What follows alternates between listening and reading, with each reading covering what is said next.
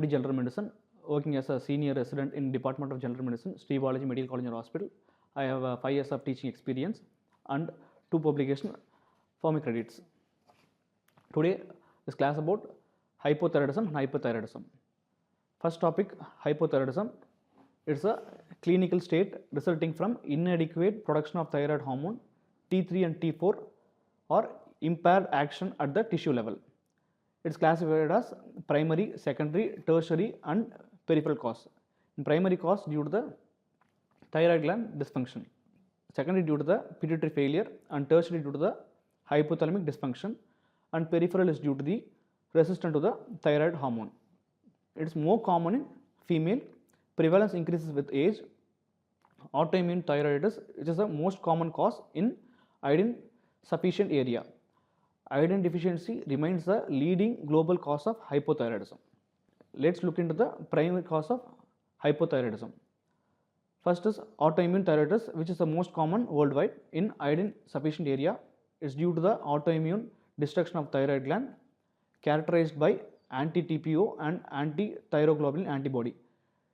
It causes the progressive loss of thyroid tissue leading to permanent hypothyroidism. Iatrogenic cause due to the thyroidectomy, radioiodine therapy for hypothyroidism, external neck irradiation for cancer such as Hodgkin's lymphoma or head and neck tumors. Iodine related cause, it can be due to the iodine deficiency or iodine excess causing Hulse shock of effect and gland shutdown. Congenital cause such as thyroid dysgenesis, dysharmonogenesis and TSH receptor mutation leads to reduced stimulation. Transient hypothyroidism is due to the painless postpartum thyroiditis and painful subacute thyroiditis. The drugs that can impair the thyroid hormone release or synthesis are amiodarone due to the high iodine content and direct toxic effect. Lithium iodine sulfonamides, ethionamides, which inhibits the hormone release or block the synthesis. Anti-thyroid drugs like carbimazole or propylthiouracil can cause hypothyroidism. Interferon alpha, interleukin 2 and immune checkpoint inhibitors, tyrosine kinase can cause autoimmune thyroiditis. The infiltrating disease of thyroid like Riddle's thyroiditis causing dense fibrosis or sarcoiditis, amyloidosis, hemochromatosis can cause hypothyroidism. Secondary cause due to the pituitary like pituitary tumor, Sheehan syndrome or trauma can cause hypothyroidism. The patient might present to you mostly due to fatigue, cold intolerance and weight gain. Skin changes like dry skin, thinning of hair. They can have bradycardia, pericardial effusion, constipation, depression and memory impairment, menorrhagia and infertility. They can rarely have myxedema coma and encephalopathy. Tissue infiltrating features like low pitched voice, slurred speech, carpal tunnel syndrome, non-pitting edema, periorbital puffiness, facial pallor, lemon yellow skin, malar flush and purple lips. In physical examination, the patient may have bradycardia, puffy face, non-pitting edema, delayed relaxation of deep tendon reflex and sometimes goiter. When we should suspect hypothyroidism? If patient present you with chronic fatigue, apathy, depression, menstrual irregularity, carpal tunnel syndrome, weight gain without overeating. So diagnosis made when TSH is increased and decrease in T4, then it is due to the primary hypothyroidism, and anti-TPO, anti-TG antibody will be present in autoimmune cause. If TSH is reduced and T4 is reduced, it is mostly due to the anterior pituitary failure or hypothyroidism.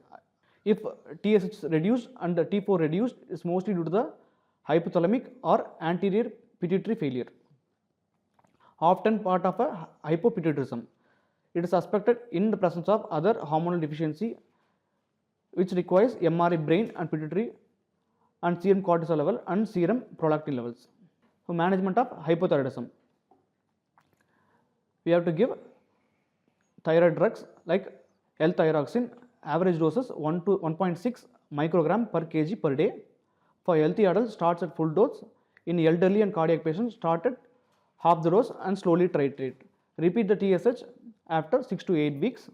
Goal is to maintain the TSH in reference range. Monitor TSH every 6 to 12 months in stable patient. Encourage adherence. Medication should be taken on an empty stomach in the morning. Next is hypothyroidism in pregnancy. There will be increased thyroxine requirement. If it is reduced, inadequate treatment linked to fetal neurodevelopment delay, miscarriage and preterm birth. So monitor TSH every trimester.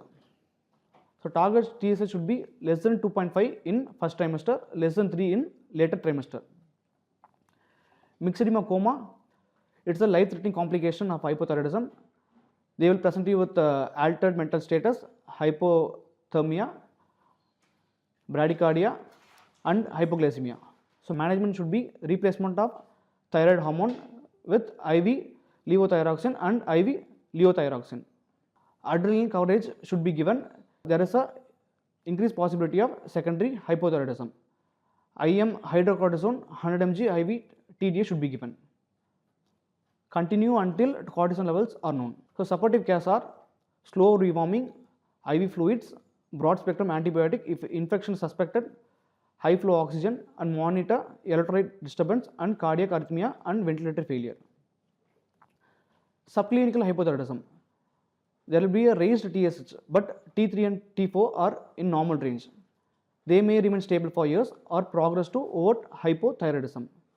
Higher risk of progression if TSH more than 10 or positive thyroid peroxidase antibody.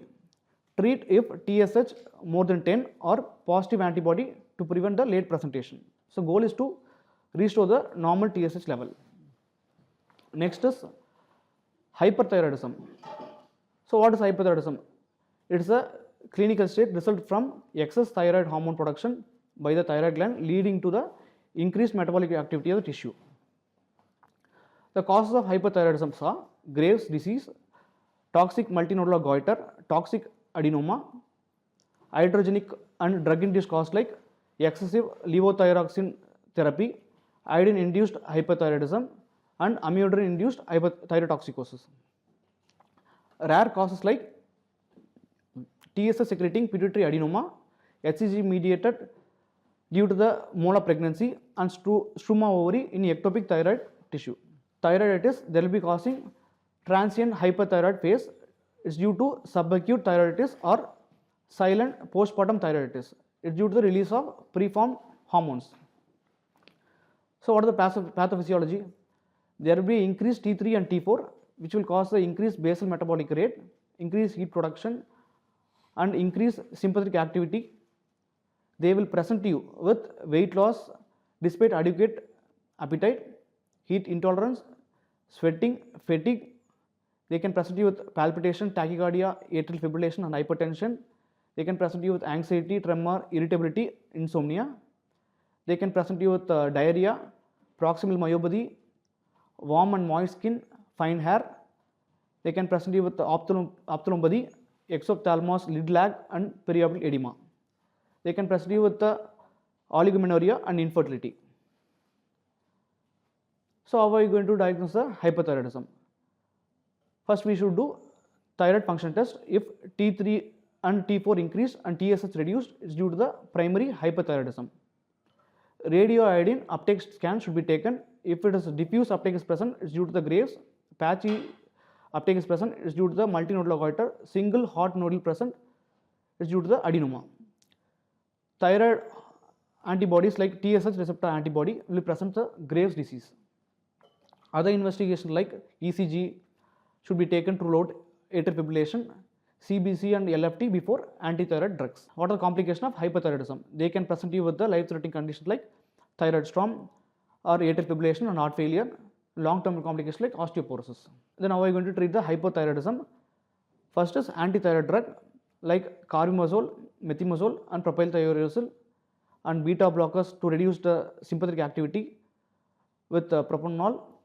Radioiodine therapy, which is a permanent ablation, it is contraindicated in pregnancy. Surgeries like subtotal and total thyroidectomy indicated for large goiter or relapse or intolerance to drug or in patient with thyroid carcinoma.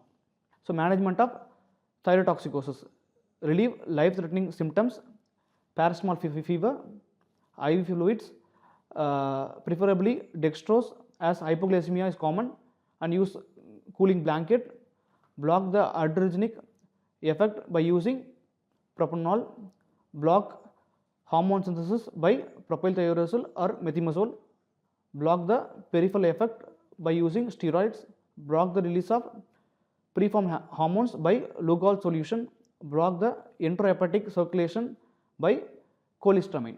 That's the end of today's class. We will meet you soon.